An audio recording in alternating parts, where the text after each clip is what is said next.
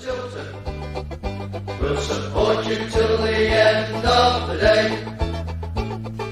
We're so happy following the blue. Boys, welcome. It's Monday night 6:30. Chat-Tilton Talk Show, sponsored by Broad Sports, principal sponsor of Birmingham City Football Club. We're here tonight for an hour and a half, and we're going to talk about recent happenings and developments. And sometimes we've got a very special guest with us tonight, ladies and gentlemen. Yes, Bo has decided to make an early appearance. Here she is, little baby girl.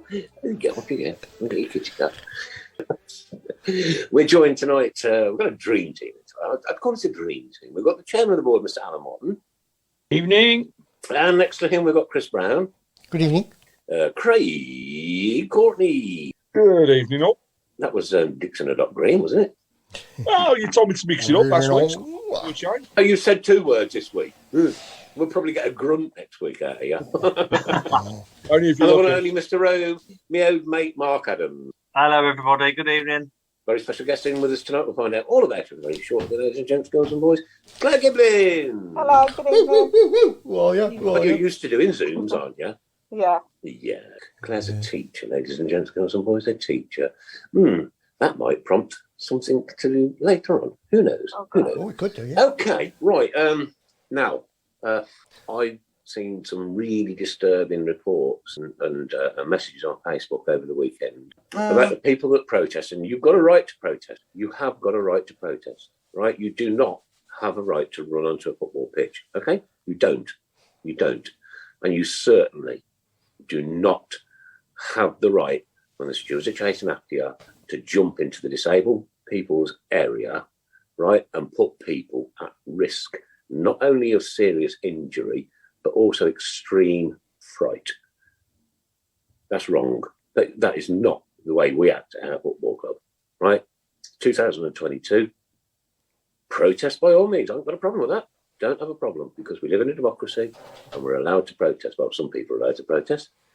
It's getting a bit worse week by week, day by day. But to jump into the disabled area, mate, that's out of order. We all know where that area is. You know where it is, right?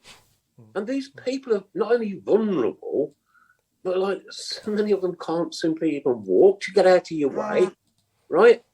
If you want to protest, please do. Find another way other than seriously upsetting our disabled supporters. End of. Alan. So, tell you what, can we come back to this, because I'll go, Chris. Then. Can we go to the game, because there's lots of questions on the actual group regarding that, and we'll come back to it. Yeah, of course. Let's go to the game. Let's go to the game. I'll start on the game, right? I beg your pardon. Oh, it's all coming out. No, Nick, I'd starve. Yeah, well, we can agree with that. Yeah. We've talked about the effect the ground, the situation with the club has on our performances. But if you allow a player from the opposition to stand on the near post without anybody anywhere near him and head a corner in, it doesn't matter whether there's 10 or 10,000 there. You know, that's just not acceptable. No excuse for that. We got 4 blokes in our defence over 6 foot, right? Including the goalkeeper is about 6'5", and yet this guy gets a free header. I travelled 7 hours to get to that match. I got there at 10 to 3, and by the time I finished my cup of Bovril, we were 2-0 down. Thank you very much. Yeah. The thing for me was we saw yet again a lacklustre start to the game where, well, I put it on the shape box afterwards. I'll say it again now. After the first goal, our captain should have been rounding those players up and saying, what the hell are you doing? Get your backsides into gear. Don't let that happen again. After the second one went in, he should have been grabbing the whole lot of them together, banging their heads together and saying, pack it in. You know, we are here as a team. You can't tell me that every single time that they're out practicing that those same things happen, because free kicks, corners, they were our bread and butter at the start of the season. They were the ones that we mopped up every single time. Now, we're just like a sieve. Every single time one comes in, it's leaking straight through. So, you know, I said it Saturday, I'll say it again now. The 11 players on the field have to be accountable for what they are doing. They are paid thousands and thousands of pounds to turn up and to play a game. All right, 90 minutes. That's all it is, out on the field, 90 minutes. And yet, we can't turn up for longer than what you've been seeing over the past couple of games, 35, 40 if you're lucky. They need to actually look at themselves. And I know it's something we'll come on to shortly, but just before we come on air, we said, wouldn't it be great if we could have some fans talking to the team? Yeah, that was a question from Gary Mander, actually, on the on our group. Yeah, great question. And Gary, I think it's a great point. You know, we should have the ability to stand in front of them and tell them how much it hurts. But then again, they should know how much it hurts. They're wearing that shirt, they're wearing the badge. Question for you, Craig. Right, they earn a lot of money, right? And I don't earn anywhere near that much. So if I'm in the dressing room, giving it large, right? Was they taking any notice of me? Really?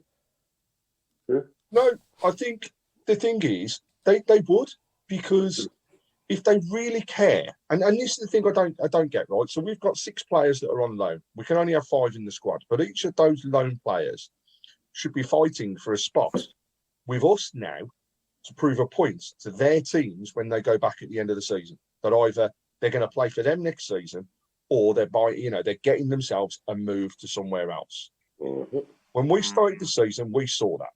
We get to the World Cup. It's fair to say we haven't seen it since. Now, there has been lots of people blaming the manager. The manager picks the team. The manager puts the tactics together. The manager doesn't kick a ball. The manager doesn't defend. The manager doesn't strike a ball going forwards, right? We did none of that on Saturday until Djukovic came on the field. Then we actually looked dangerous, but because we were playing to strengths. Prior to that, we had absolutely nothing. And I would give absolutely anything to put on a shirt and stand on that field and kick a ball for my club. And that's what every single player. I need some examples there. Can I We'd just play them. We'd play them, wouldn't we? Yeah. Can I just say can I just say on the shout box? On the shout box, somebody's just said, Mark, who's the blonde hottie? So they must be referring to either. Yeah. Oh, sorry. So Alan. okay. Yeah. Alan's the one. I'll take it. Okay. Oh, Alan, Alan Watson. Look at Nick trying to say he's got blonde hair now. Right, Claire, you're at the game. Yeah. I did Tell have us a little 50 bit years about you ago. first, personally. Who you are, what you do, right? Don't go into any specific details, just generalise. Yeah, so I'm from Birmingham. I go home and away. As you can tell by the accent. I go home and away every week as much as I can, unless it's midweek, because I'm a teacher. So I do find midweek games hard, but I've followed the Blues, loved the Blues 31 years now. So that's me in a nutshell, basically. Yeah. Okay, right. You were at the game then on Saturday, yeah? Let's have your take on it. I was happy that the fact that he changed it from a 5-3 at the back. It worries me about how many games he's played over his career, and you can tell because he's very much like a Roberts. He just hoops the ball up. He's quite slow as well. I thought the defensively, we were so solid at the start of the season, where literally we were keeping clean sheets, everything, but that worked from the front.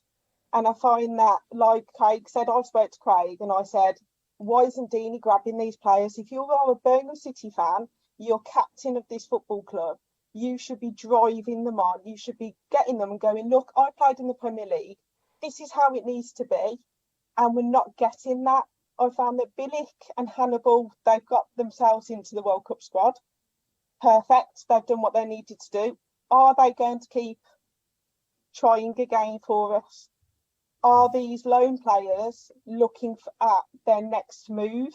Because we're in January. Are they, with the amount of players that we're not going to have contracted at the end of the season, are they looking for their next move. I don't know. Is it? You can't blame Eustace. You can't, because of before the World Cup, we were all saying about promotion and, oh, look where we are. It's the players.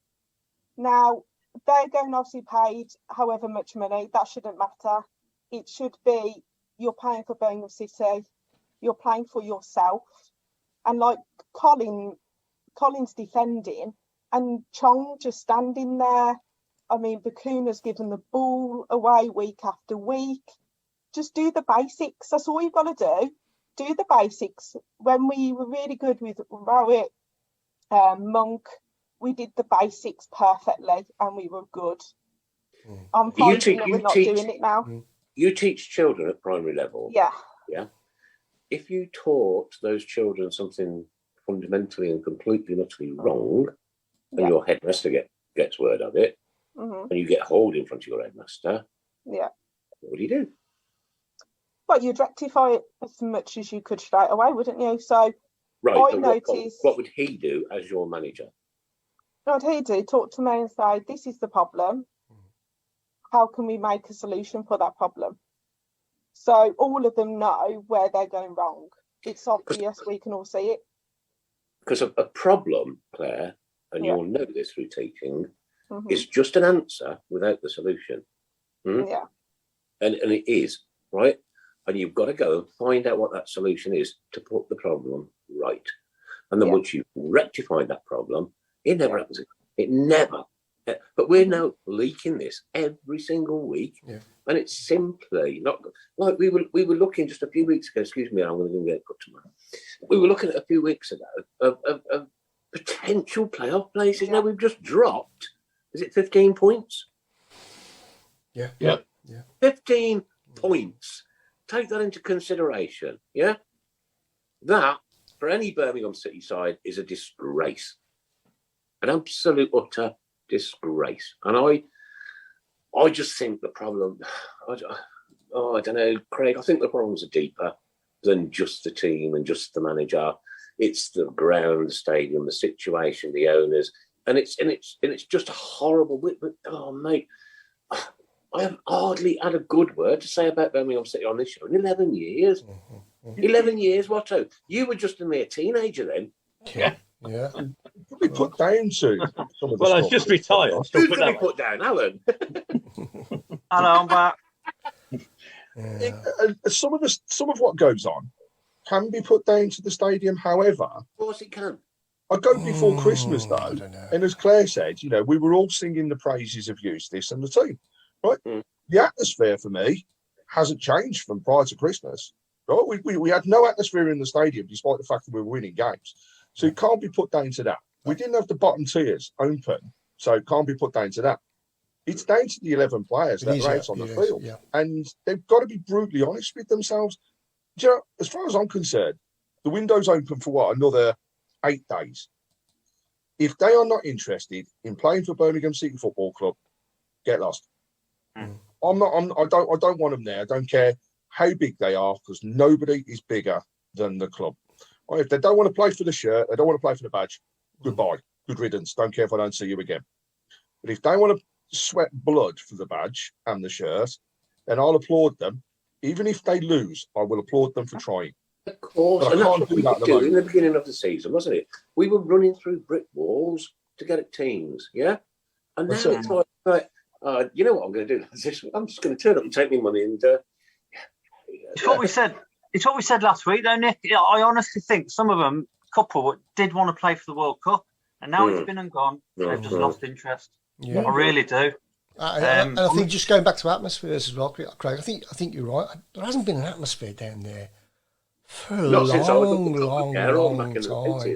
You know, it's been a long time. A long time. Just maybe... away games, there is an atmosphere. Oh, it's fantastic. Away games different. Yeah. And it's like a different world. It's like a different team. It's like a totally different club when you go away. More people prefer to go away than they do prefer to go to home games, and that shows a lot. 10th of December 1973, I was a little child, And my daddy held my hand up the Coventry Road with the old Kingston bingo. Well, Alan will remember it because he's old. Yeah. Opposite was the bus station. I just, And then all those derelict, war-torn houses opposite that up the country road on the right-hand side. And he walked me through those gates at St Andrews. There, I promise you, I fell in love that day, and I've never, ever lost that love. But you know what? I don't have the heart at the minute. I don't. And I've said this for a few weeks, guys, haven't I? Yeah. And Claire seems to have gone. Yeah, sorry. Yes. I don't know what happened there. It just went disappeared. Yeah, I keep mine went a minute ago as well. I'm literally losing my heart to go. And if I can't, right, but I will after the show read the text from my son, who was up the Gilmerrick Upper. I'll read them texts after the show. I can't read them on air. I cannot, right? And that's my son. And he was my dad. And his daughter goes, that's 4 generations. Can I just add a technical thing that I haven't seen him in the flesh for 3 or 4 months. I certainly haven't seen him on a Saturday for that long. This business about having 6 loan players and can only play 5. It seems to me that the choice is now Cadra or Longello, right? Now, the problem is we actually need those 2 in the side. And it looked on Saturday as if Trusty and Cadra didn't know which way to go. They were bumping into each other. And as much as I like to see the 4-4-2 to get back to basics as we all want, it means having back 3, 2 wing backs, which obviously would include Longello, and we then can't have Cadra. And Cadra, albeit 10 minutes of action, looked our most dangerous player. He disappeared after 10 minutes because, as I say, they didn't seem to know which way they were going. And that's got to change. Somebody has got to make permanent, even if it's only a 6-month permanent, like we did with, so we can pick everybody who's in the squad. Yeah. Now, it's just it may be a small thing, but I don't know. It just looked disorganised in the first half. We got it a bit better in the second half, but we still couldn't get the ball to Cadra. You know, he stood on the halfway line, scratching his backside for most of the second half. Give him the ball. Is this a coaching issue, or is it a player? Look, these players are highly tuned athletes. They are, right? And their spatial awareness and one thing or another, they've all got it. I haven't. I never had it. I've got 2 left feet. Can't help it. That's me, right? But these guys play football professionally. Yeah. Now that is a word, a really, really interesting word. I am a professional footballer. Okay. Put yourself into the opposition manager's shoes for a minute. What are you going to do to combat us? High press. Just be still on Claire. Yeah. Keep Chong quiet. Keep Hannibal quiet. Yeah. And they've got a new winger who, he might cause us problems. So we concentrate on those three players, and we nullify. Well, Chong, there again, it's not so long ago that we got these players in. We thought they were class. True, but I mean, Chonga especially was appalling on Saturday. I think that was one of his worst games for the club. We thought not long ago he was going to be the saviour. He needs to be stronger, though. I generally think he gets pushed off the ball far too easily, and then made out of glass. The Kuma's the same.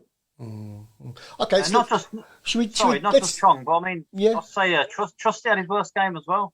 Trusty was appalling. Yeah. Well, they all were, to be fair. Yeah. You'd be hard pushed to pick. Well, there was no man of the match, was there? No. So what's the problem? Shall we just delve straight in? I mean, Stephen Cowell says the problem is the ownership. Simple as that, in my opinion. It's fundamentally got to be the top problem, hasn't it? The fall through on the takeover has had its effect on the lads. I'd wager that the board owners have said something behind the scenes to put a proverbial cat among the pigeons. I really like Eustace, but I think he's starting to sound like Bowyer and looking a bit deflated. Not now too, so I think it's realistic to suggest the takeover owners have deflated everyone. Opinions, please. I agree with that. I think that Sorry, I was going to say, as fans, we were all sparkling and we were all looking forward to the prospect of a new investment and all the rest of it. Mark, the only reason you were sparkling is because you opened your Christmas cards with glitter on them. Yeah. No, I think you're right. No, but I mean, you know, we were all looking forward to a possible new start, and I think the players were as well. But now we're deflated as fans, and they're deflated as players. They're just human like us. They've probably thought, oh no, they had this vision. It's been took away from them, and they're just like us. Only difference is they're on the field and we're not. Do you think because Hannibal and that all had pictures with them, you know, like when they first came in, the pictures were with them? Yeah. Have they promised them something? You know what, Claire? That's I don't know. That's really, really interesting. Do you know what I mean? Because all of a sudden, it's from that time. Literally, as soon as they said we're not taking over you anymore, they've all had pictures with them. Chong did, Hannibal did. Yeah. What's happened there? Good point. Yeah. Obviously, this situation with the 6 loan players, because we've now suddenly what money we've had has disappeared. We can't adjust that. We can't suddenly say, all right, we'll give Trusty a 3-year contract, get him off the loan list, or a 6-month contract, you know, and he can do what he likes at the end of that. Then, wherever the money came from them, though, you know. Yeah. Pardon? I really do begin to question who, because the plain and simple facts are, we want new owners. Everybody wants new owners, right? Nobody will deny that. Yep. But we're a long way off getting new owners. And at the end of the day, as much as we detest the way this club has been run, we do. Not 1, 2, 3, 4 years. It's 8, 9, 10, 11 years. It's 11, Craig. They have bankrolled us, and they continue to bankroll us. Now, I am not in any way, shape, or form advocating what goes on at the club and the way things are being run. But did they put the money forwards for the signings, or was it Richardson and Lopez? If it was Richardson and Lopez, how was that done? Was it a loan? Because he certainly wasn't buying shares. And we don't know. You know, we know that they were putting money into the club to help us, but how they did that, we don't know. Now, our owners, as they are now, are keeping us afloat. I mean, that's the simple thing. They're keeping us afloat. They're not investing. No. But I think we can all look at what's being reported and hear that, you know, 3-4 players going at the end of the season, some of which are on up to £1 million, I believe, in a salary. Yeah. You know, are going to drop off the books. Yep. Now, if they disappear, and also if you read the article today with the Richardson comments around if he was in charge, there would have been a wage cap of £15,000 per player, right? Is that a year? They wish. Who was shot? Yes, right. But Rowett did that and it worked. Is that not what we're trying to do now? Yeah. That's the thing.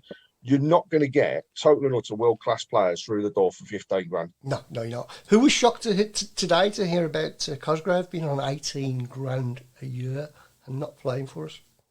How accurate is that, though? We said 18 grand a week. A week, sorry, a week a year. Oh, God, no, that's my wages, 80 grand a year. Well, that's the reason he's not coming back. You know, Plymouth are paying that now. But is that? Do we know if that's true though? No, we don't. But I mean, but it's not far off. But if we paid £2 million for him, yeah, you're going to be on slightly higher wages because you'd be paid the money. Yeah. So, you know, is that why he's gone and we're not getting him back? Because he's scoring goals for Plymouth. I'm not going to say he's going to be any good, but no. You know, it's better than doing what Dean is doing. Dean isn't doing much, is he? Yeah. Getting back to the owners' situation as well. Adam Welsh says, if we get relegated, hopefully the owners will leave. So will that save us all, and everything will be brilliant then? No, it won't. No, the situation is, it doesn't matter who we get through the door. We haven't got the money to spend. You know, there's all the different things, and I know we'll come on to it, Chris, but there's loads of things being said on the shape box. There's loads of comments that have been passed since the weekend around what we can do to force out the owners to, and you know, one of those is don't turn up to games or blockade gates to stop people going in. So it makes no difference whatsoever. Yeah. If we don't go in the ground, Craig, you block a gate, but you're asking for trouble. There's going to be serious trouble outside. We've already paid for our season tickets. Paid for So We've already paid. Yeah, we've already paid. So that's what I mean. Yeah. We've already had our money. Yeah. my money's gone. You know, Claire's money's gone. Mark's money's gone. Anybody that's bought a season ticket, their money has gone. It's gone into, you know, whether that's gone into the club or the owner's pockets, we don't know, but the money's gone. So whether we go or not, it don't matter. I think that people who are advocating this are probably looking at the initial statement of maybe, you know, a near to empty ground. Then that has got to get back to the owners, hasn't it? Well, how about this then, Chris? Right? Whether it harms them or not. How about everybody stays out for the first 10 minutes in the car parks, in and around the ground? Simply nobody goes in that football ground for the first 10 minutes. Well, yeah. I can't advocate bed sheets. No. I cannot do that. I can't do that. No, we're not Because going of up north. them up the road. I cannot do that. Right? But what if everybody, listen, it only works when you all stick together, right? It does. Look at the council tax riots, the poll tax riots back in the 80s, right? Look at the fact that the government was nearly brought down over the fuel strikes, yeah? And Tony Blair was shaking in his boots, his vile, horrible, filthy, stinking boots, right? And because everybody in this country stuck together. Let's go across the channel, shall we, to France? What now?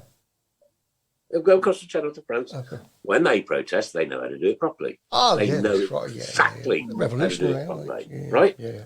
But we have to do peaceful protest. We cannot be in a situation like we were in on Saturday, right? That's wrong on every single level, right? We need to do something. We need to do something quickly. What it is, I don't have the answer. But for me, it would be everybody, nobody goes into that football ground for the first 10 minutes of a game. I think you're right. I tell a little story that a Aston friend of mine. Oi. No, I didn't say that other word. Close. Very, borderline. And he told me that their fans didn't like Mr. McLeish, right? And when the season ticket holders came to renew, they all refused on block. On block. Nobody. I mean, they sell 20,000 every year, and they'd sold about 8, and they were ringing people up saying, "Why haven't you renewed? Why haven't you renewed?" And they simply said, "Get rid of this bloke, and I'll pay." So McLeish went. Now, unified action. Unified. Now, they'll start. They will do that in 2 or 3 months' time. You know, get your season ticket now and get it at this price and that price. Stuff them. You know, just do not renew, and they will. That will hurt them because you know that they're expecting £15 million in the bank before the season starts. It ain't. That also hurts the club. It doesn't happen. It hurts the club and the finances and the running of the club. Yeah, I suppose we also we tend who's running the club? We also but we also tend to forget about the 300 or so people that actually work for the Blues. It's not gonna affect them if we don't give them the money. It's going to affect the people who work in the shop, the people who work behind the bar. It's going to affect the working class people who are from Birmingham, who are pay minimum wage. Pay minimum wage. They'll get rid of them first. It won't affect them because they've already got the millions in the bank. Yeah, spot on. That's going to be the problem. And also, when you say about the 10 minutes on TV, you can't even see that the top tiers are full. So If we yeah, don't you know, turn one up nil with to you, 10 Claire, 1-0 minutes to to you, go, mate, I you won't be apologise. able to tell. I've just that's done a another great. goal, mate. Yeah. You know, you can't tell. You can't Oh, tell it's, that we're even there. That's it's the a good job we problem. got somebody intelligent here, hasn't But it? Sky or BBC or whoever was covering that game would pan round and say, Yeah. there's absolutely nobody here. Yeah, you want them to say it though. That's the problem. Will they say it? Well, Sky won't because they're Villa-centric, aren't they? Well, that's what I mean. They're Villa fans, with respect to the people that you're talking about, they have a duty, whether there's 20,000 in there or 20, to put that football match on. They have to, and they have to have gatemen, and they have to have security, and they have to have people manning the bars and so on. And if nobody turns up, they can't say, "Oh, we're going to close the club down," can they? They can't do that, and that's why I'm saying that's the one thing, one little strand of power that the fan has got. You know, if you withdraw your funds, they've still got to put that football match on. They've still got to pay the players, still got to pay all the staff, and if it will hurt them. And if it goes on for 3 weeks, they're still going to pay the players. Okay, so another thing. Then we another head question towards an administration, though, because we've got no money coming in. Nick, we can come on to that, can't we? Yeah, I mean, sorry again, Craig. I missed that, mate. Sorry. Yeah, you mentioned administration, yeah, Rod, we'll so come on to that, yeah. we'll come on to it. Can I just say another thing is that there is a lot of talk about maybe stopping the game as well. That's not going to do. That's not going to do anybody any good. That will end us. Will end in us in deep trouble. You're dead right. That Saturday, it's going to come bounce and kick us in the backside. You know, pitch invasions. Okay, it's only 2 people, but you know we've got idiots running on and hitting the opposition. You know, they're going to look at that. Say, oh, it's Birmingham again. You know, here's another £100,000 fine. We can't afford that. I'll tell you what. Then let's all just strip our clothes up at half time. Nick, stop with your fantasy. I think that's a good segue there, really, to the 2 young lads that did run on. I know we briefly touched on it at the beginning, but Nick, stupid. Claire, you know something about what happened as well with these 2 young lads as well. You've got friends in that part of the ground. Yeah, like it's scary. You know, you've got a lot of disabled people who sit there. Everybody who goes knows that that's where the disabled people go. You know, like they go there. That's their enjoyment. They go every week. They go home and away. They love it. And to then feel scared afterwards because they all of a sudden they were like jumping over them to try and get away. Just isn't, you know, like. We were obviously saying Tilton and Cop people were going to we would struggle to do a pitch invasion because of, you know, the lower stands now because there isn't actually a walk to go down there. Would you want a pitch invasion, Claire, after the Villa, escapade in the Carling Cup 11 years ago? Would you want people to invade the pitch? No, not really. No, because when we did it at the end, when we did it at the end of the season, was it last season we did it? Where we did one at the end of the season, I think it kind of woke them up a little bit. I personally, didn't go on the pitch because I'm too high. But how high are you? I'm next to Craig. Craig's has to hear me. We're at the back, Nick. Oh, yeah, sorry. But I think, you know, when you know you've got the Gilmore and you've got the family stand, you kind of know the people who are going to be in there. They're going to be children. There's got to be some sort of limit, or just think about it. You know, I don't know, but it's a hard one, really. But it's not really fair that they did what they did. Yeah. I mean, to be honest, I mean that's where I've been relocated by where it all happened, and the lads around there on Saturday. There's a lot of, obviously you see the same people every week. The lads around there were like young, and they're acting like it's their first ever game. Yeah. It's almost like they hadn't had a clue what to do. Where have they all come from? I don't know where they've all come from. We all said the same thing. We all said, like, hang on a minute, where are all this lot from? They look probably Claire's school. Yeah. But no, honestly, it was really weird. It was really weird. Really weird. Sorry. The kids at Claire's school are probably more educated than the idiots. Yeah, because Claire's the educator.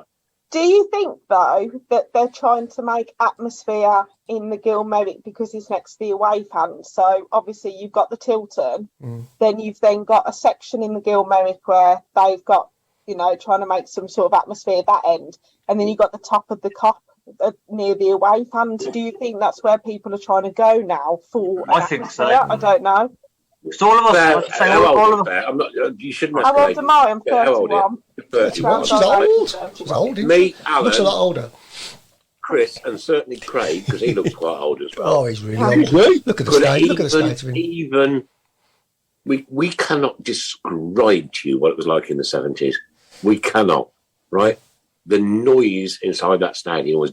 I've still got tinnitus from it now. I've got my hearing aids in. Yeah. Right? Hey. Noise inside that stadium was unbelievable. Unbelievable. I mean, early 2000s when we went to Premier League, I used to leave without being able to speak. Yeah, that's right. Like, and it was full, and you couldn't move, and it was just great. And you used to sing from minute 1 to 90. Now, you're lucky that anybody knows any of the words. Just go back. Just go back to the Ipswich games and the West Ham game. Yeah, and the Barry Floyd day. I mean, the Barry Floyd days, like, you know, the mid-90s. It's brilliant. But Chris, it was like that every week in the 70s. It was. No, I totally agree. Every single Saturday. Saturday. And football was only played on a Saturday. It wasn't played on a Thursday evening at 24 minutes to 11. You know what I mean? It was 3 o'clock on a Saturday afternoon. It was, okay, Claire, don't take this the wrong way, predominantly blokes, yeah? Back in the 70s, that's as it was. I don't know, it's changed for the better. And it's great to see the ladies come on and the kids and one thing and another. It's lovely, it's brilliant. I was thinking about this today as well, Nick, and I was thinking, like, you know, and Alan will probably back me up. I think in those days, did I support Birmingham City hoping that they were going to win everything? No. It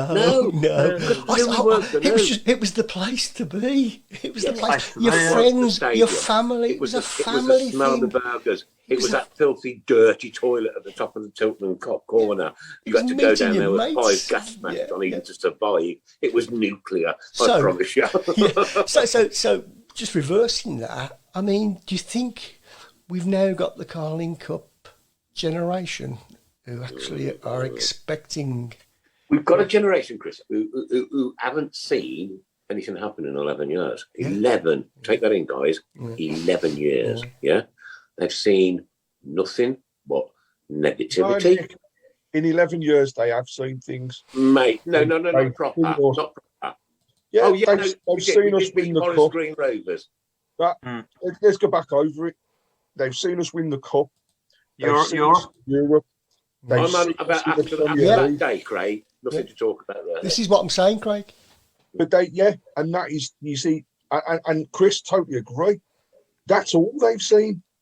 You know, I look at the pictures and the videos from the people that were demonstrating the weekend, and then fair play to them, right? They've gone out, they've tried to do something about it. You're right, it's your privilege. Well, they couldn't have been any older than 21, 22 from the vast majority that I saw that were there. They're all, So these people, and the same as us, we're all hurting. But I've been through the Kumar days. To me, the Kumar days were worse than where we are now. Snap. The kids now wouldn't believe what they were seeing back then. No, they wouldn't, you know. That's right. These are also the people that wanted rid of David Sullivan, David Gold, and Ralph Gold. These are the people that I still stick by it. They handed out them out, right? Yeah. They were offered a stupid offer, which nobody was ever going to turn down. Nobody, never in a million years. No. Right? They're businessmen, they were going to take it. But I don't believe that if it was handed the way that they were, that they would have left. I'd have loved, and I'll go back to it, David Gold, Ralph Gold, I'd have loved them to still be at his club. If David Sullivan wanted to go, fair enough. But the Gold brothers, I would still love to have been there. And we have to realise that sometimes you got to think that what we wish for is not necessarily the right thing. Grass is never greener on the other side, Craig. Be careful what people wish for.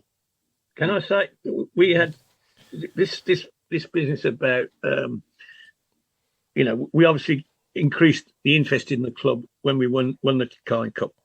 When we got into the Premiership first time, there was another generation of new fans, right, who expected us to spend millions on players and blah blah blah blah blah. And in fairness, we did. Considering the size of our club. Do you think that we're expecting millions though? So if you are brought up as a Blues fan, do you think that they're actually expecting millions, or do you just expect they expected Gold and Sullivan to just dip in, and David Gold used to say, "I ain't going to do that. I'm not going to do that." But we had hard-working players anyway, so it was the ethos of the club was there. It was only we did a couple of multi-million, but we still had the core of this is Birmingham City. You're coming to a working class club. Yeah. I don't think we expected, like when we got Dugarry, it was like, oh, this player is like the most sensational bloke in the world. I don't think we expected, because obviously that was me and my generation. I was only young then. But when we got relegated. Poor David Gold. I witnessed it. I was. Oh yeah. He got attacked. Yeah. He got attacked. And fair play to the bloke. He didn't let those people. He rolled his sleeves up and said, and got us back. We got it. We got back in the. But that was a nail in the coffin, really, because after that. As you say, they really wanted to get out. The other thing was that the council wouldn't play ball with them with the new stadium, etc., etc. And he went to West Ham, and London Council gave him a stadium. Anyway, that's another story. Yeah. But what I'm saying is that the generation that grew up, Premiership promotion, the Heskies, the Forcells, the Dugarrys, Melchiot, etc., etc. That's what we expected. That was their norm. I mean, but it's also, Alan, you've got to take fight like me. That's actually what we got. Yeah. Let alone what we expected. They put the money in to get those kind of calibre of players in. Of course they did, yeah. But it was never enough for this new generation because they were expecting us to compete with Manchester United, Tottenham, or whatever. We were lucky. We were happy to just be better than the other lot. That kept us happy for a long time. And as long as we keep our noses in front of them, everything. But then that started to go wrong. And we've got the same thing again. People are expecting us to win the Carling Cup every 4 or 5 years or whatever. Now, after 10 years of absolute disappointment, we've got a cynical group. Everything. If it's Birmingham City, it must be crap. That sort of attitude, and they come along out of I don't know. I don't know why. I mean, I do know why I come because it's part of my DNA. That I guess is the word you're looking for. Fabric is the word you're looking for, mate. Fabric, good. Yeah, good answer. That's part right. Of your makeup. That's right. It is. Part of your heritage. Part of your family. As I said, it took me 7 hours to get there on Saturday. 7 hours. I could have gone to Florida in that time. Yeah, you could. You could. I could have gone and seen Paris Saint-Germain in less time. Worth shouting out some of the comments on the, what he's as expected, a very passionate shape box tonight. We've got Nigel Mann. The problem is we're living in the past. Let's look to the future. What future have we got though? Is the one? We've got no players. Don't go. I promise you. Is the one. I'm 61 years old. I nearly swore them. 61 years old. He looks a lot older. Yeah, but come on.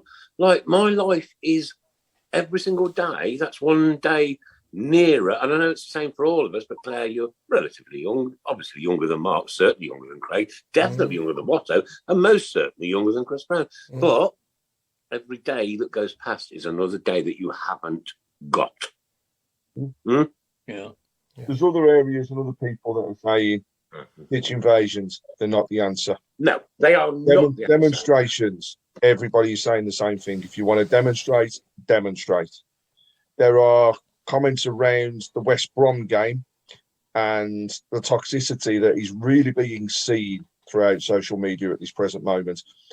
it's really not pleasant to read some of the comments, and No. you know, it takes a lot for me to get as angry as what I did over the weekend. But I've got to say, I read some total rubbish, and it infuriates me, to say the least. We've also got, you know, I look at it, Premier League, right? Everton. Look at the position they're in at the moment. Yeah. We're not in the same position as them, right? They're in serious, dire trouble. And actually, when you look at the two clubs and how we set up, arguably, we are extremely similar, and we do need to do similar things. Proper working men's clubs, yeah. Power behind it. You know, we're both working class clubs. We're both, unfortunately, and I hate to say it, but we're both up against other teams within the city that are heads and tails ahead of where we are. And I don't want Birmingham City to be like that. I want to be competing with B6. I want to be up there with the Wolves. I want the whole of the Midlands to be proud of the football that we're generating, but we're not.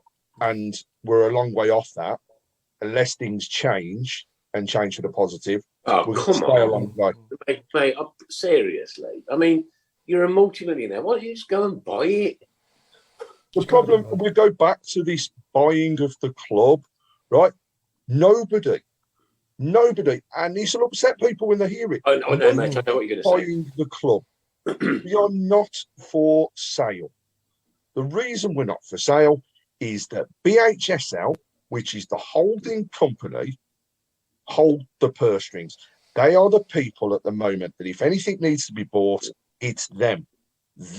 Then we have a way out for a full sale. But without that happening, we are 2 years away from getting rid of these current owners. And there you go, ladies and gents. I'll probably be That dead. is the problem. That is the problem. Huge problem. Yeah. However, Chris, should we segue into the meeting and just cover off some of the things that we've been involved in, right? Far away.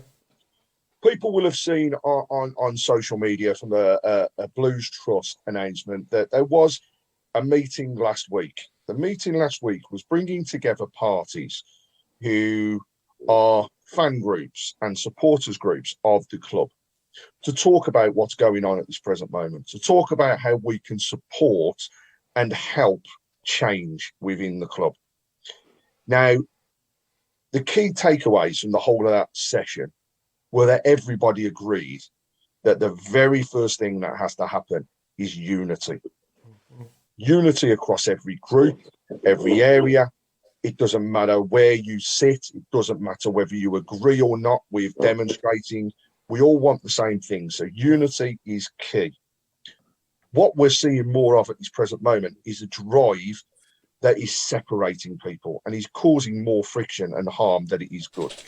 That's social media for you, though, Craig, isn't it? Yeah. But it's not just social media. You hear it in the stands. Yeah, no, it predominantly is social media because everybody is a journalist nowadays.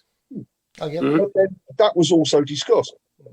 And people want to know, and I'll say, you know, I asked the question, why are the press not involved more?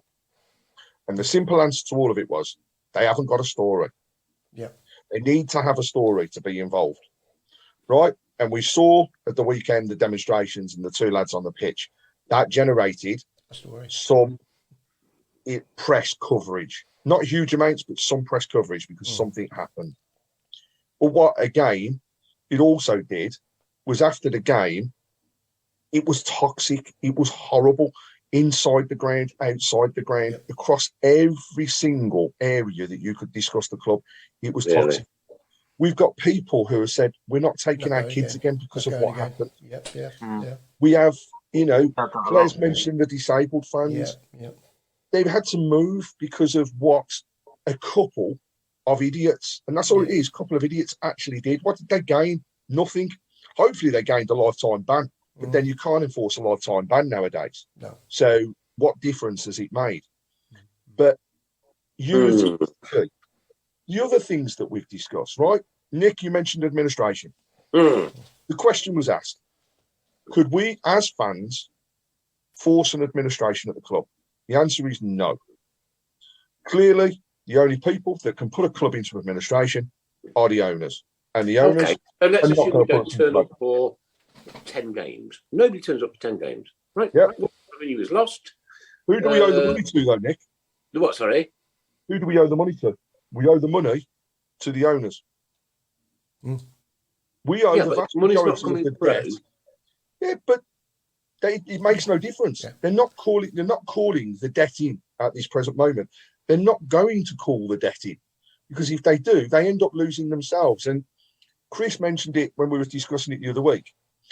If you get £1 for every 100, probably even £1,000 out of an administration situation, then that's good. Yeah. So putting them into administration creates more problems, right? I wouldn't want it, because obviously you've got the massive points deduction, you've got you've got to rebuild literally from the bottom. We wouldn't come back, and we all said the same thing. Administration just will not happen. Demonstrations, right? We're all talking about how we can demonstrate and go against the owners and show that we've got a dissatisfaction. The fact was, and Daniel Ivory was on the call with us, right? And he raised a really valid point, which is they're not there. So who are we demonstrating against? Yeah, they're not there. That's the key thing. They're not there. No. They could be anywhere in the world. We don't know. Exactly. Yeah. China doesn't see what happens in St Andrews because it's not big enough. It's not in there. Yeah, I had this with Ian Dan. Do you remember, Chris? We had this conversation with Ian Danta, and it's because Birmingham City aren't big enough, and we don't generate enough for them to sell the newspapers if they write a story. Yeah. And they've got bigger problems in China than a football club that's not performing and needs to be sold and the fans are shouting a bit. You know, that's the simple facts. We then start turning on our own people. Yep. Right? So the amount of abuse that Ian Dutton, Craig Gardner, and other people who, for me, number one, they're Blues fans. They are equally hurting as much as what we are. Right? Why are we turning on these people? Craig Gardner may not be the best guy in the world to take us forwards and have that be-all and end-all job. But my God, he's got some players that have come through because of his contacts and because of his involvement. Right? So why do we need to turn on him? Why are we only seeing half of things when they're being reported, when they're being filmed? Right? People, look at the demonstration in front of the cop.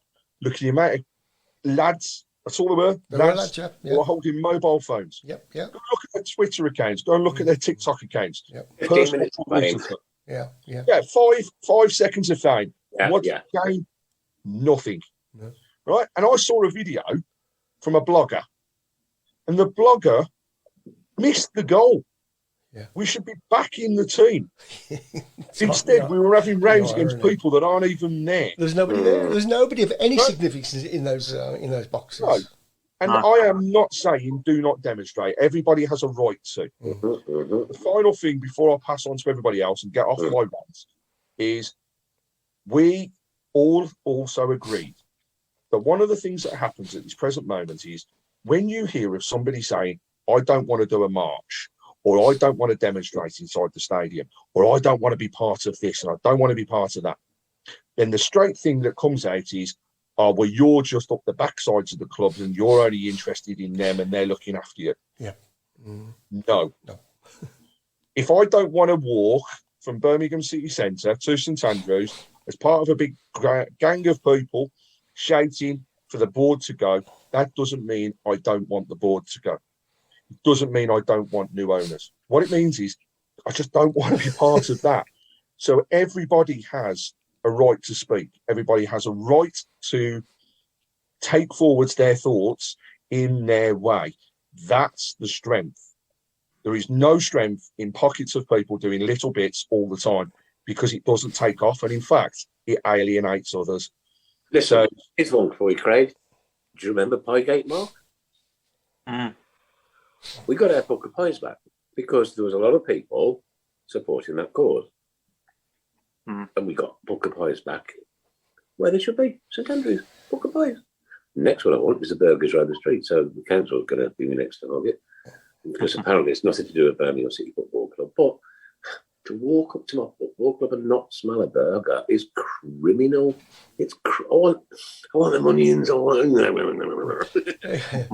Kevin's just said that you don't see anything in the papers on Sunday morning. Even the papers are not interested in Birmingham. They're not bothered. No. You don't hear it about any of the other clubs. Mm-hmm. No. You don't. You just don't hear it from anywhere else. No. And you know, Claire, you travel home and away. Yeah. Right. So I'd be really interested, and I know we've had discussions, you know, at the back of the stand, etc. But your thoughts on everything that goes on. You've spent probably way more money than Mark might come second, but I can honestly say you spent more money than me. No, you spent more money. So what's your thoughts? Andrew, than Alan Watton and Chris Brown has spent on hair darkening products. Go on, Claire. What do I think? Yeah. I mean, to be fair, like, I love going, and it's the people that do it. So, especially away games, like the people that go to away games, and a lot of it, even though we're playing awful, you will still meet somebody that you know. You can still have a drink with them. So it's more of a socialising thing now. Like, you know, people go, we love it, we sing, but it's just so, it just makes you just feel so deflated when you go all that way. And like Bristol, for example, we started really well, bang, 4-2, and it was just like, oh, we got to go back home again. When you go away from home, it's a lot better than at home. You actually feel like you've been to a football match when it's away. Like, you know, I'm really grateful I've got the Her Game 2 girls that I see. I see the people who go on the party buses, you name it, you know, they're brilliant. And that is the more social part. And I find that even like home games, so obviously like our block, you know, our 2 rows, Craig, you know what we're like. We have a bit of banter, we watch the game, we chat, and then you go home.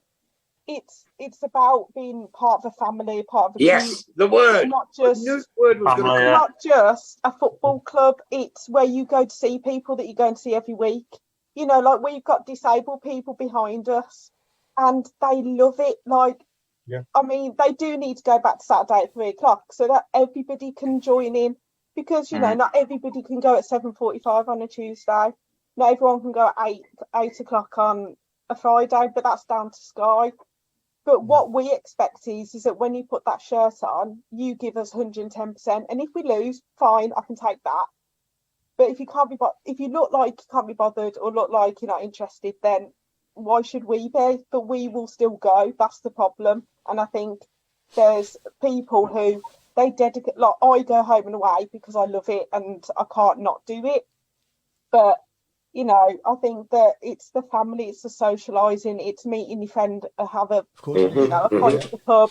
It's do you know what, mate? I'll see you. I'll see you off the train at 1:00 because that's what we always do. And you know, it's a family. It's not just a football club. And I think because of how far they are away, the owners are, they don't get what we do, how it affects us. You know, like some people, we lose a game and it's like the end of the world for the whole week until they can go back again. You know, like Forest Green, we should be turning up to Forest Green and rolling them over. We basically played our first 11 and we can't do that. So if people are expecting us to beat Bristol City away in Preston and we can't do the basics at Forest Green, I mean, fair play, they played okay, but we were shocking. Like, we were terrible. So I think it's the socialising for me. I like going and seeing the people and I like to go and watch the football. But it's just at the moment, it's, you know, 5 defeats on the bounce. It's, you can't see where are we going to win next? Are we going to beat Blackburn in the FA Cup? I can't see it. I mean, I'm still going to go. Are we going to beat Swansea away? We never get a result there. You know, it's... What changes are we? You know, we looked at the bench, didn't we, Craig, and we went, who is going to come on and influence that game? Nobody. You can't see it. Are you telling me there's not anybody in the under-23s? Our academy has brought in and through some brilliant players. You're telling me there's nobody, and I've seen on there everybody saying everybody's always injured for 2 weeks. Always 2 weeks. So what's going on with the injuries? Because Hall's been out. That was 3-4 weeks ago now. Gordon, where's he? He was okay. Where's he gone? He's disappeared. Gone off the radar, hasn't he? Yeah, where are they? Like, you know, you've got a good academy. if they're that good, like Joe Bellingham, okay, everybody's saying he was better than Jude. Yeah, he's injured now, but why aren't, give him a chance? If Bakuna's giving the ball away and not doing the basics right, play some of James, for example. Yeah. Chang was brilliant against Forest Green. Brilliant. I don't know. There's things behind the scenes that aren't adding up. And we need to know as fans what's going on, because you'll never find out, Claire, not ever. You will never find out. I promise. Those decided to make a second appearance tonight, ladies and gentlemen, and there she goes on again. Whatever goes on behind the scenes at Birmingham Football, you'll never know, mate. No. As somebody said earlier, I think we are basically petty cash.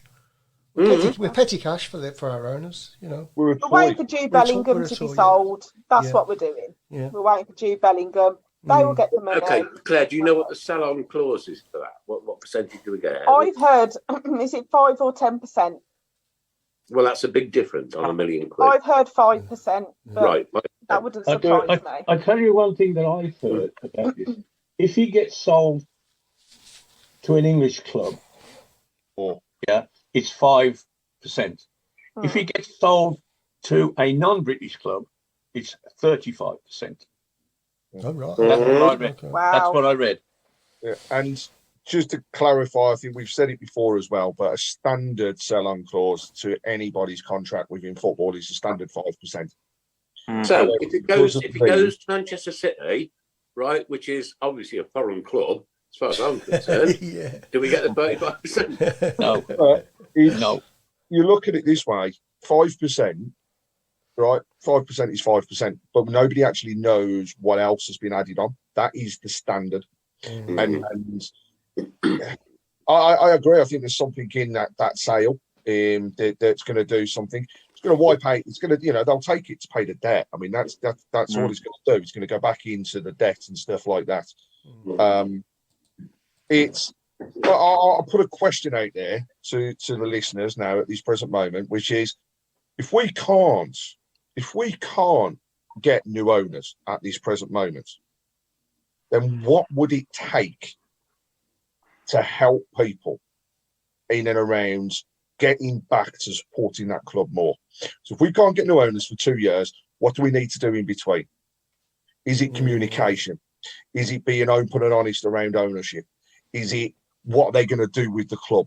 What do people want to know? Because we all as fans want to hear the same thing, and we know that people from the club listen. So please stick it on the shout box. We'll read them out.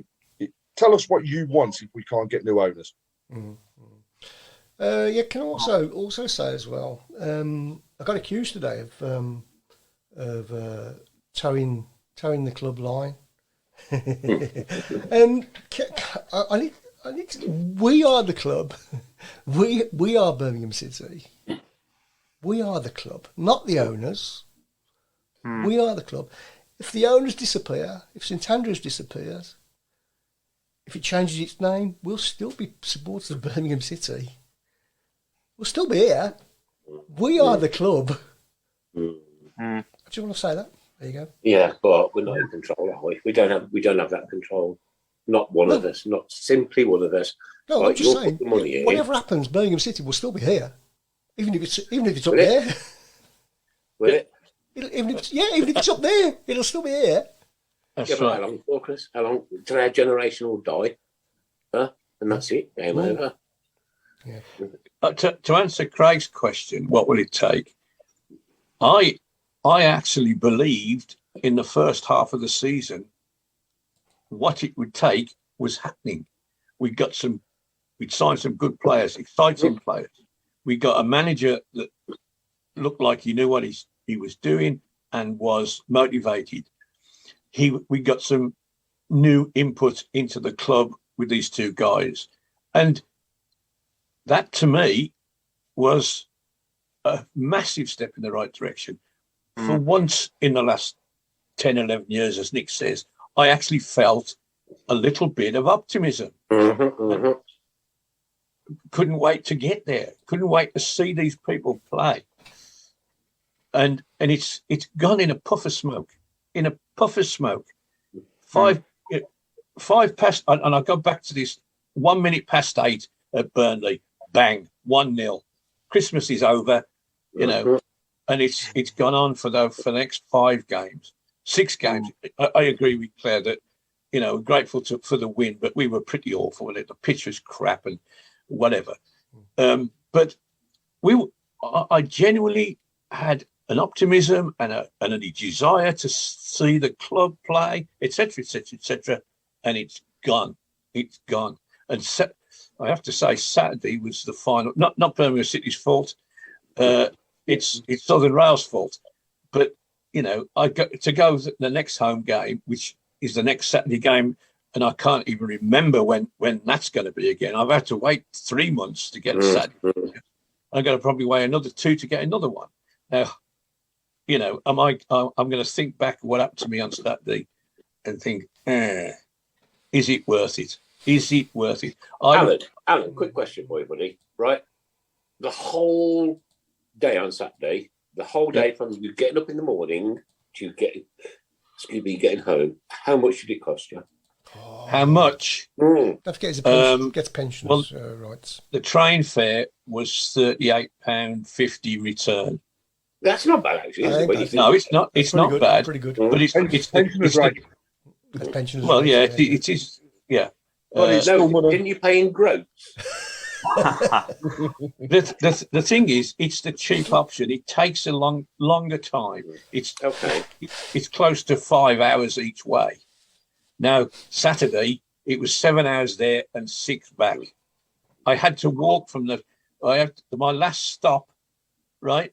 The train didn't go that far. I had to walk because my car was parked at the next stop. I had to walk from Bexhill out to Collington, which is about 1.5 miles, at 11 o'clock at night. I thought you lost weight.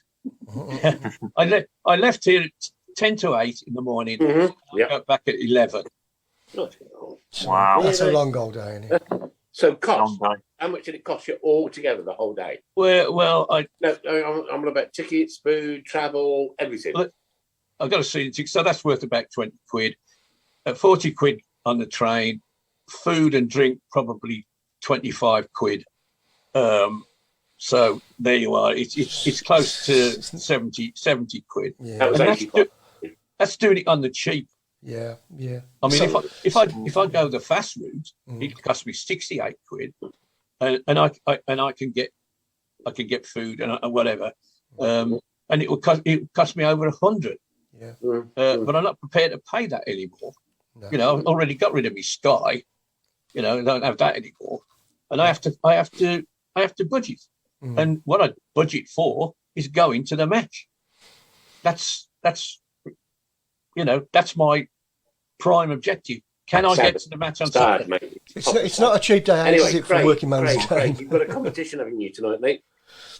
Yeah, I have, but just before I go on to that, Nick, I just want to shout out some of the comments that have come on the shout box, and there's definitely a theme, right? And the theme isn't necessarily changing the owners at this present point. They all say the same thing, which is in the end, we want to change. But the thing that is overwhelmingly being shouted out by our viewers is communication. Yeah. And communication, not just around the ground and the current situation, but key areas such as what are the owners' plans for the club? You know, are we ultimately in 2 years' time up for sale? You know, and everybody, we've said it before, everything's for sale at the end of the day if the price is right. So, what are their plans? Apart from their aspirations? Of course. Yeah, of course. Then other areas. Why have we got players that seem to be up for the fight 1 minute and then down the next? What can we as fans do to try and help that and stop that, or find out ultimately what's going on? Football on TV is where the future is. It's come out so many times. You know, people do stop going to the ground because it is so expensive to go to a game. Yeah. So, you know, have they got to look at that? And then finally, the other one that's there is we just want them to be open and honest. Tell us what's not the Chinese way. Not the Chinese way. Yeah, be nice just to see them actually. Yeah. Yeah, And that's there they are. the other thing that came out is who are our people? Who are you? Who are you? Could you imagine them? Could you imagine Well, them all walking onto the centre circle? Yeah. Who are you, for God's sake? Administration has been mentioned as well by Craig Rusin. He seems to say that it would be a good thing and it would open up to new owners. I'm not so sure. Right, here we go. Ladies and gentlemen, girls and boys, it is now 1 minute to the last 15 minutes. And Claire, you've been with us tonight. I think you've been, wow, absolutely off the scale, superb. Right, superb. Ladies and gentlemen, boys and girls, 1 minute straw poll. Do you want Claire here every week from here on the Tilton Talk Show? We haven't had a female presenter. Oh, they're all saying no. No. The first one ever. Won't talk about that though, because that's a bit of a sore subject as well. No, they're actually all saying really yes. Good talk tonight. Craig, would you agree? Yeah, I'll tell you what, thoroughly enjoyed it, and I'm at the back of the stand with Blair, so I know that we can have the serious conversations and the crack and the joke. I think it's high time we brought a lady, Claire's a lady, into the Tilton Talk every single week. Because Craig, you get to see me every Saturday and on here.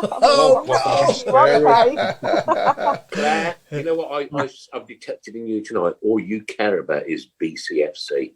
Yeah. I do. I've even got a tattoo of it, so I can't. Where? You're not going to tell us where it is, are you? No. Where's your tat? Oh, that's right okay. That's okay. The road. There's mine. Yeah. There we go. Yeah. Yes, get Claire on every week, says Chris Rowe. Michael Wood says, get her off. Stephen Gill says, yes, she's awesome. There we go. Those are the ones I can say. Okay. Claire, now, would you join us every week? I'm more than happy. I don't mind. I didn't ask whether you're more than happy. I said you would join us every week. Yes, the enthusiasm was just overwhelming. Right. You don't get paid, though, just so you're aware. There's no payments. Craig, just buy me a drink over at the Blues. It's fine. I don't even get a drink off Chris, so that's not. Crikey, we haven't told Craig that about the payment scheme, have we? The last 15 minutes of the show, ladies and gentlemen, girls and boys. And as Claire, our new presenter, you don't get paid, by the way, sweetheart. You do not. You don't get paid. This is not Birmingham City, mate. We don't give money away. I won't get any money anyway if it was Birmingham City. Would I? And actually, quickly, and on that theme, can I just say, we have never had so much as a Balti pie off the club. No, nothing. And that meeting, the meeting the other day. Do you know what? I actually wouldn't want them to give me a Balti pie because the minute that I get paid for doing this, even if it's a Balti pie, it's never the same again. No, never. And we had a meeting. We had a meeting with other supporters groups the other day, and I can honestly say that not one of them. Boys, but it's the last 15 minutes of the show. Claire Giblin has been with us tonight. She's going to come back next week. No, that's 15 minutes of the show. Anything to do with the education system, ladies and gentlemen, from football. Don't ask me any questions. Oh, yeah. Anything to do with the education system, schools, colleges, universities, and football. Off you go. Please make me laugh. I've had a bad day. I can't. Craig, I can't see comments. So, mate, if you could crack on. I'm watching them, don't worry. But I'll kickstart with Chalkboard on Die. Chalkboard and Die. So it's anything to do with education the last 15 minutes. Anything to do with I suppose you could go to the vending machine and get a hot chocolate. Whoa! Harry, bring back the cane. Harry Kane, yeah. Harry the cane. Dwight Chalk. Here's a good one. Dilly had a book and paper.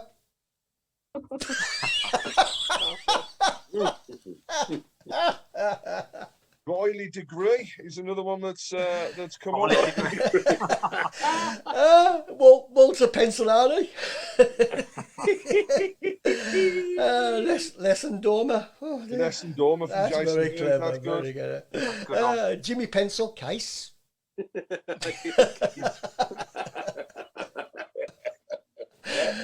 So I said that in 3 syllables so that Nick would understand. I don't know how people do this every I week. don't You know, come they're up very with something clever, fresh. aren't It's brilliant. I don't know where they're going from, and we're still waiting for Alan's that he comes out. What he comes out with one, he comes out with one brilliant one, absolutely brilliant one every week. Well, you know. What about our goalie, John Studdy? John Studdy, yeah. I've got Des Bremner. Martin Grangehill. Lee Sharpener. Oh, he's a good one. Jonathan Playgrounds. Who? Jonathan Playgrounds. Jonathan Playgrounds, John. What about John Climbing Frame? Right. No. That one's just gone off, hasn't it? That one was appalling. Sorry. That was quite good. Probably, he has been sat down for a week trying to write that out. Peter Inkelman. Oh, okay. Nick's board across the playground. Messy mathematician. Biro Hughes. No. Jude School Bellingham. Yeah, so they're going off. I've got it. Yeah. Oh, here we go. Here we go. Hang on, let's get the popcorn. Hang on, Chris. Can we have like an introduction? Oh, I haven't got one ready. Sorry. Oh, you know what? I have got one. I'll get that ready for next time. Colin Dinner Bell. Colin Bell. Well done. Yeah. Well, we've got Linda Ensor with the Tilton Chalk Show. Oh, clever. It's not like her to be clever. Oh, Auntie Linda. My God. Oh. I'm just trying to think. I'm sure. You're allowed to butt in and just go for it, though. Oh, I've got a fanfare as well now. So if anybody else wants a good build up, let me know. Okay. Somebody on YouTube, Deli had a board rubber.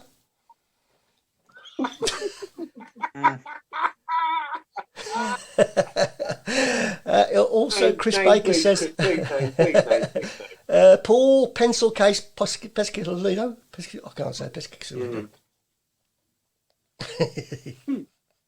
Maths Colin, very clever.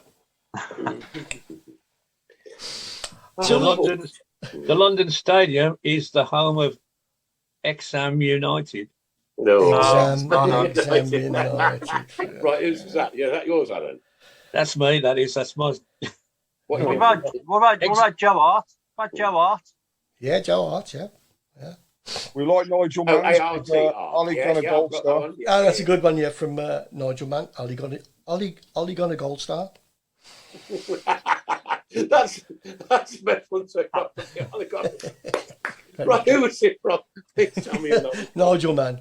Who else? Who else? I think I've wet myself. Steve School Bull, eh? Steve Bully. God. Stop. The Man United? Are Man United owned by the Blazers? Oh, so he's thinking.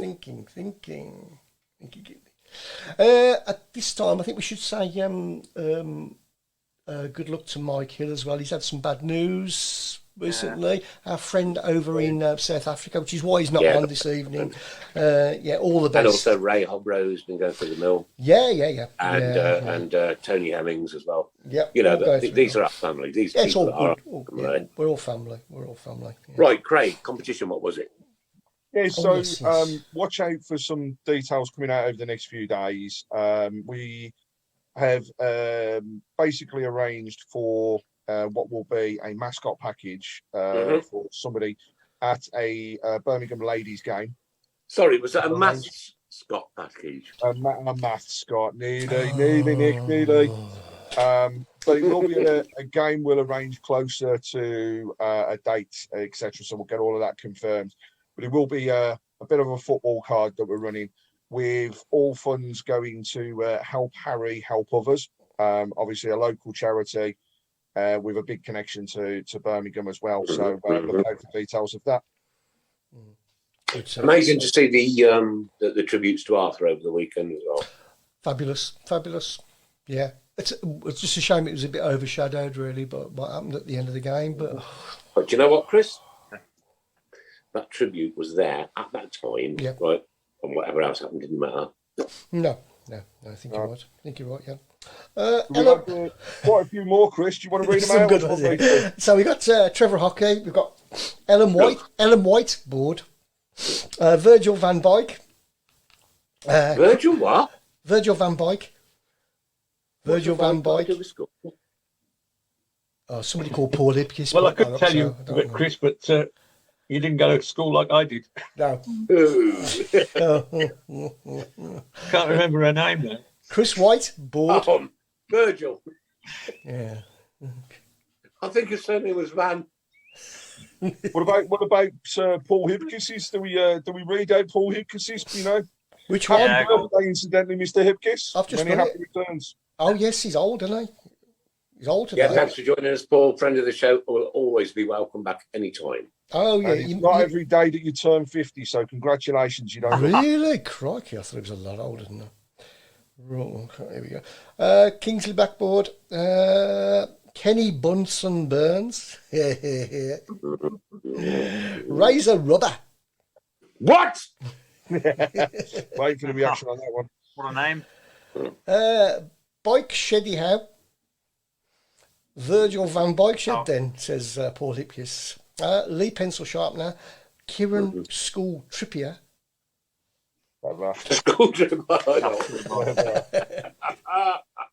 Very good. Very good. Claire, come on, you're not contributing yet, mate. I'm just sat here just taking it all in. Claire, you're the one intelligent person among four people. I can't think of any. About Board Mark Award. Kevin, Yeah, that one goes down. Kevin Swimming Pool, says Pete Taylor. That's a good one, yeah. Science Labyrinth. That's very good as well. Oh, I can't hear you. You've got I'm on going to go funny. for Assembly Bonga. You could have like Ben Sharpie. Yeah, Sharp. Well done, yeah. well done. I'll give okay. Well done, Claire. You got one in the end. There you go. I've got one in. Wasn't very good, but you managed to get one in there. I'm going to work all day. That's why I'm trying not to think about it. Yeah, I'm disappointed. Practice for next week. Yeah, yeah. I will. Yeah. Must I know what do to do. better. Right. As always on my report, must do better. Ricky Otto Level. Jonathan. Ricky what? Ricky Otto Level. Ricky Level. Otto Level. Otto level. Ricky Otto Level. O level. O level. Yeah, clever. Oh, too clever, Otto. much too Otto. too clever. Okay. David Mini Bust. David Bust. Mini What? David School Bust. I think has he got the wrong one? Of course, he had a massive break. David Bust is kind of. Bust. Of course, yeah. I'll give I you got the wrong one. glasses. George Hall. George Hall. Oh. Yeah, George. You could have said Yeah, George but School. Could've gone George School Hall. George Sports Hall. Yeah, School George Hall. yeah. What about How we report- think, Claire. This is how we think in the last 15 minutes. I know. Oh. You guys could have told me this was going on. That's all you. I use the term think very loosely. Can I say one? Oh, brilliant. Well done, mate. Well done. What about report Vale? Oh, that's clever. Ooh, good. Oh, Well, you're thinking too clever, Mark. Mark, Right. Coventry, could have had you this. shouldn't even be that intelligent. You could have Forest School Green. Oh, yeah. oh yeah, God, yeah, look, we yeah, can't yeah. shut her up now. You know how Craig feels on a Saturday. Yeah, I'm going to cry in a minute. Peter Shirtlift. Hey? No, that's wrong. I got that wrong. Pat Leggins. Jason, I'm glad you did, actually, Chris. I can't say some of these. If the Tilton Talk television would be archived and put in the, that little category. Bloopers. Jason Hughes has come up with a great one with a Louis CSE. Oh, yeah, Very okay. clever. That's very clever, isn't it? Yeah, we've had Kevin Swimming Pool. Well done. Paul Hipkiss has come up again with Daily Adarola. He had He had a what? Had a Daily ruler. Adarola. Ruler. Ruler. I like that. Have we had Oh, Jim my Smith? God. Yeah, Jim we've got Smith. Jim Smith. Jim Yeah. Smith. Yeah. Oh, Here's a good one. Jonathan Ofsted, Inspector. Jonathan. Oh, wow, that is brilliant. That is brilliant. There we go. Brilliant. Fantastic. Name again, who was that one? That's come from Jack Stables. That, for me, that's the winner so far. Very clever. It's down to the rest of the team, but that was brilliant. Yeah. Brilliant. Promaldo.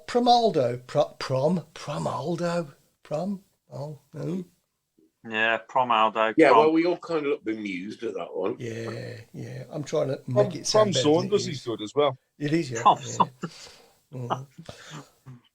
What was it? Great. Tony, what?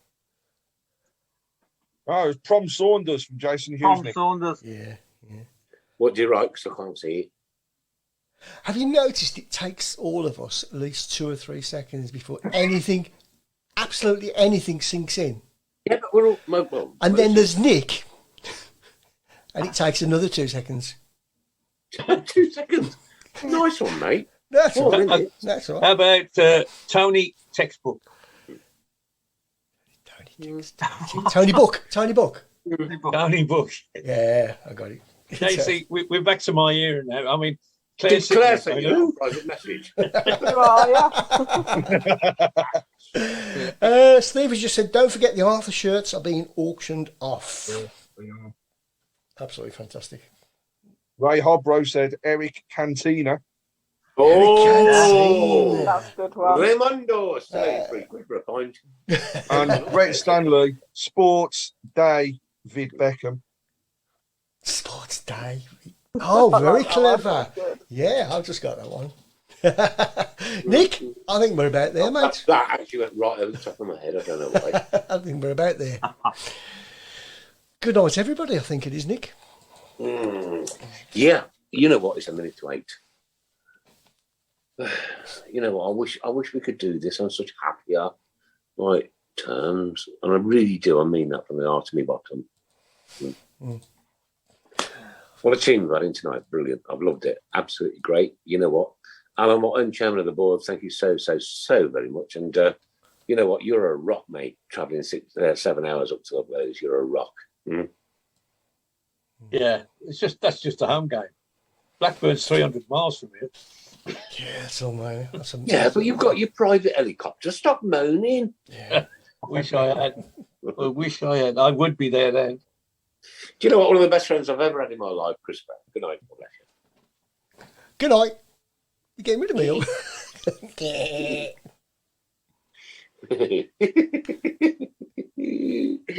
Oh, mate, we've spent time together. We've laughed together. We've loved together.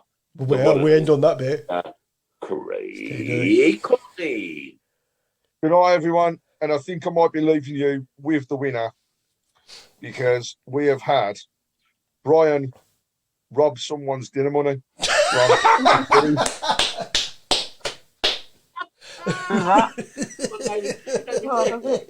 Quick, because I need the toilet. It's too late for me. Who was it? That was Jason Hughes. Jason, that is superb. My old mate, Mr. Robe. Oh, that's me, yeah. You know what? Take good care, my friend. Have a great week. And oh well, and you, Nick. I'll see. I'm going to Blackburn, so I might see people around. And our star of the show tonight, well, it's me. Good night, God bless. Thank you. Claire, you have been an inspiration. Look, I promise you. Okay. Right? We are not gender centric on this show. I don't care whether women come on, blokes come on, or whoever comes on. Right? I don't care. Neither does any of this team here. No. We have everybody. Well, you know, we need to be a bit careful, Chris. You know what I mean? Yeah, I know. Yeah. Anxious to teach because you're educated. Can't wait for you to be back on the show next week because tonight you've been absolutely superb. Team, would you agree? Oh yeah, 100%. They're brilliant, and I mean it, absolutely brilliant, mate. And let's just really hope that we've got better times ahead because we do this and then we end up laughing for the last 15 minutes, and you know what? We'll end up crying for the next week. Well, we got Blackburn on Saturday, so anything can happen. We've got to go optimistic, don't we? So let's see what happens. And we won't drop another point in January, I promise you. It's a great point, that is. That is a great point. I tell you what, Claire, do not have that man as a mathematician at your school, ever. Don't worry. Holly Williams says, go Claire Giblin. There you go. There's your This fan. is the Tilton Talk lineup. It's Alan Watto, the lovely Claire Giblin, Chris Brown, Thank you. Mark Adams, the Fixer. No. Recording myself. Good night, God bless, take care. Sponsored by Boyle Sports, ladies and gents. Principal sponsor of Birmingham City Football Club. We'll be back here next Monday at 6:30. Please, let's hope. Thanks for joining us. You've been listening to your Tilton Talk Show. Even if it's a beef burger.